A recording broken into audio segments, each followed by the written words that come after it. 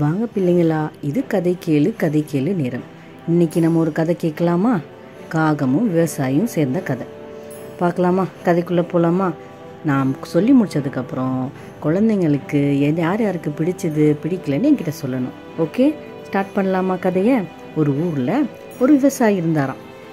அந்த விவசாயி தன்னோட நிலத்தில் நெல் பயிர் செஞ்சிட்டு இருந்தாராம். அப்போது அவர் வீட்டு பக்கத்தில் ஒரு பெரிய ஆலமரம் இருந்துச்சான். அந்த ஆலமரத்தில் நிறைய காக்காங்க வந்து உட்காருமா. ஆனால் இந்த விவசாயிக்கு அந்த காக்கா போடுற சத்தம் சுத்தமாக பிடிக்கலையாம்.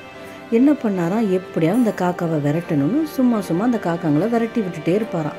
ஆனால் இந்த காக்காங்க போகவே போகாதான். இந்த காக்காங்க திரும்ப அந்த மரத்தில் தான் வந்து உட்காருமா. அந்த விவசாயி தொந்தரவு பண்ணிகிட்டே இருக்குமா. அந்த சத்தத்தால் விவசாயிக்கு தொந்தரவாக இருந்துச்சான். சரி, போயிட்டு போகுது வீடு, இந்த காக்காவே இப்படி தான் இங்கே உட்காந்து தான் இருக்குன்னு சொல்லிட்டு என்ன பண்ணுவாராம், அவர்கிட்ட இருந்த மிச்சம் மீதி சாப்பாடெல்லாம் அந்த காக்காங்களுக்கு போடுவாராம். அந்த காக்காங்களும் வந்து சாப்பிடுமா. சாப்பிட்டு திரும்ப அதுங்க அந்த மரத்து மேலே உட்காந்து அந்த விவசாயியை தொந்தரவு பண்ண ஆரம்பிச்சிருமா கத்தி. அப்போ ஒரு நாள் இதே மாதிரி நடந்துட்டு இருந்துச்சான்.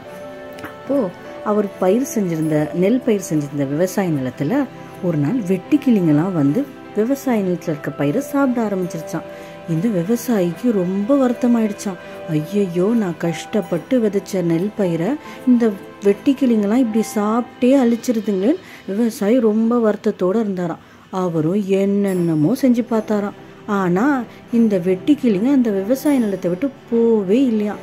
விவசாயிக்கு ரொம்ப வருத்தமா. என்ன பண்ணுறதுன்னு தெரியாமல் அந்த விவசாய நிலத்திலேயே உட்காந்து அழ ஆரம்பிச்சிட்டாராம். இது அந்த தூரமாக இருந்த காக்காங்க பார்த்துட்டே இருந்துச்சான். காக்காங்கனாக்கு தான் வெட்டுக்கிளினா ரொம்ப பிடிக்குமே. உடனே இந்த காக்காங்க என்ன பண்ணுச்சா, வந்து அந்த வெட்டுக்கிளிங்களெல்லாம் பிடிச்சி ஒன்றா சாப்பிட ஆரம்பிச்சுதான். அப்போதான் அந்த விவசாயினுக்கு ரொம்ப சந்தோஷமாயிடுச்சான். அடடா, இந்த காக்காங்களை நம்ம இவ்வளோ நாள் தீத்துட்டு இருந்தோம், இன்னைக்கு நமக்கு நல்ல உதவி செஞ்சு இந்த காக்காங்கன்னு விவசாயிக்கு ரொம்ப சந்தோஷமா.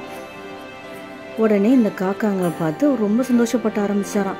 இந்த காக்காங்களும் ஒரு வெட்டுக்கிளியாக பிடிச்சி சாப்பிட்டு எல்லா வெட்டுக்கிளியும் சாப்பிட்டு விவசாய நிலத்தை சுத்தமாக வெட்டுக்கிளி இல்லாமல் ஆக்கிருச்சுங்களாம். விவசாயி ரொம்ப சந்தோஷப்பட்டு காக்கா கூடயே சேர்ந்து வாழ ஆரம்பிச்சிட்டாராம். இதுதான் விவசாயி காகத்தோட கதை. இந்த கதை யாருக்கெல்லாம் பிடிச்சிருந்துன்னு சொல்லுங்க. இப்போ இந்த காகமும் விவசாயி கதை உங்களுக்கு ரொம்ப பிடிச்சிருந்துச்சா? யாருக்கெல்லாம் பிடிச்சிருந்துச்சு? எல்லாருக்குமே பிடிச்சிருந்துச்சா?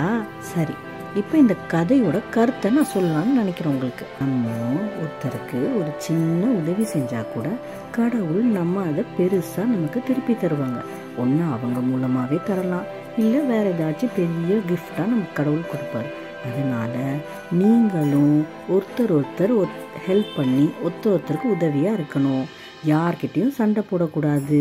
யாராவது உங்களுக்கு தொந்தரவு கொடுத்தா கூட நீங்கள் அவங்களுக்கு ஹெல்ப் தான் பண்ணணும். அதை விட்டுட்டு அவங்கள நீங்கள் திட்டவோ அடிக்கவோ கூடாது. பிள்ளைங்கள்லாம் சமத்தா ஒருத்தருக்கு உதவியாக இருக்கணும். ஓகேவா? நான் அடுத்த கதையில் உங்களை நான் சந்திக்கிறேன். இப்போது எல்லாரும் வீட்டுக்கு போய் வீட்டு பாடம் படிச்சுட்டு படுங்க.